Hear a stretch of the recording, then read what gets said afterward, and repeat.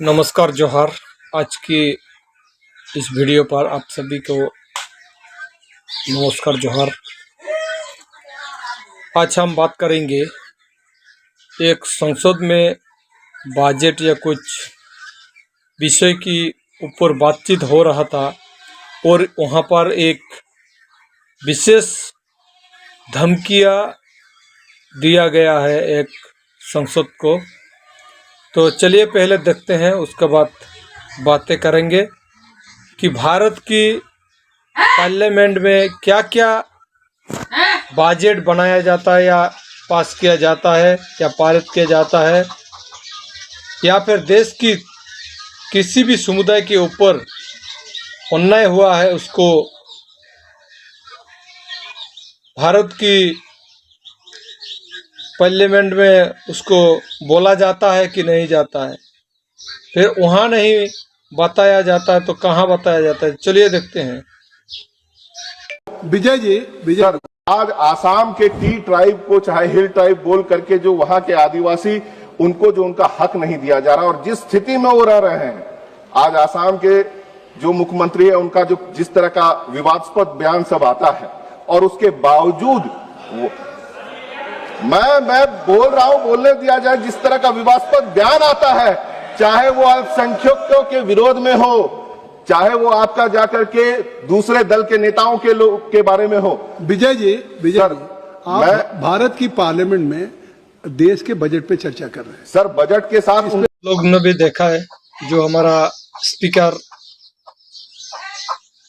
में जो है स्पीकर महोदया जो बोल रहा है, ये भारत के पार्लियामेंट में देश की बजट की चर्चा हो रही है। वहाँ जो देश की आदिवासी के साथ अन्याय हो रहा है या फिर उनके साथ धोखा हो रहा है, वो बजट वहाँ बोला नहीं जाएगा।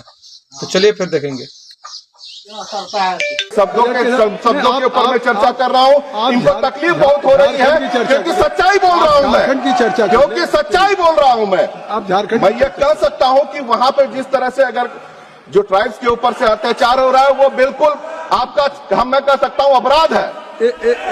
एक मिनट, क्या है पॉइंट आउट जो यहाँ पे सर लोग आज विरोध कर रहे हैं। मैं सर बहुत ज्यादा लंबा समय नहीं है हमारा, मैं टाइम वेस्ट नहीं करूँ। 353 सर, क्या है व्यवस्था? वो ये कहता है कि जो भी इस सदन के सदस्य नहीं है या अपने को डिफेंड करने के लिए यहाँ मौजूद नहीं है, उसके बारे में किसी प्रकार की कोई चर्चा नहीं हो सकती है। इसीलिए असम के मुख्यमंत्री के बारे में जितनी बातें कही हैं उसको एक्सपंज करिए सर। ये कृपया जो नियम 353 है सर, जो व्यक्ति सदन का सदस्य नहीं है आप बैठ जाइए। जो स्टेटमेंट इंडिया के लोगों के सामने उसे झुटलाया नहीं जा सकता है। एक बात सुनिए, आप यहाँ पे विजय जी एक बात ला करके बात हम इस पे व्यवस्था दे दे जो निशिकांत जी ने उठाया। तो आप लोगों ने देखा जो किसी भी बजट को लेकर या फिर भारत की पार्लियामेंट में हो या राज्यसभा में हो या चाहे किसी भी जगह पर हो, अगर आदिवासी का बात उठा तो उसका दबाया जाता है। किसी भी सांसद अगर आदिवासी के बारे में, आदिवासी की अच्छाई के बारे में किसी ने भी बात उठाया तो इस तरह दबाया जाता है उसका बातों को, या फिर उसको रिकॉर्ड भी नहीं रखा जाता है। तो चलिए फिर आगे देखते हैं क्या क्या हुआ है। सर, मैं अपनी बातों को समाप्त करूंगा। हम ठीक है, कृपया जिस व्यक्ति को सर, आप लोग की बात को पूरी तरह से सुन रहा हूं। जिस व्यक्ति को सफाई देने का अवसर यहाँ नहीं है, उसका कृपया नाम या उसको लेकर नहीं। मैंने नाम बिल्कुल नहीं लिया सर। अपनी चर्चा समाप्त करें।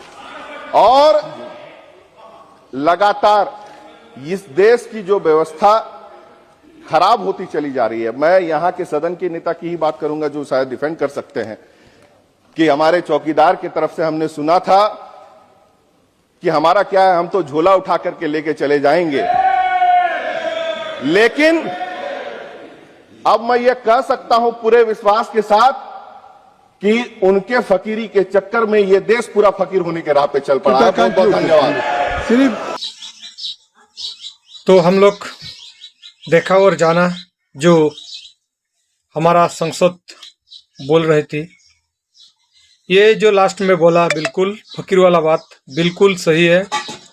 अगर ये फकीर इस तरह हमारे साथ धोखाधड़ी करते रहेगा तो हम भारत के आदिवासी को या भारत के सभी नागरिक को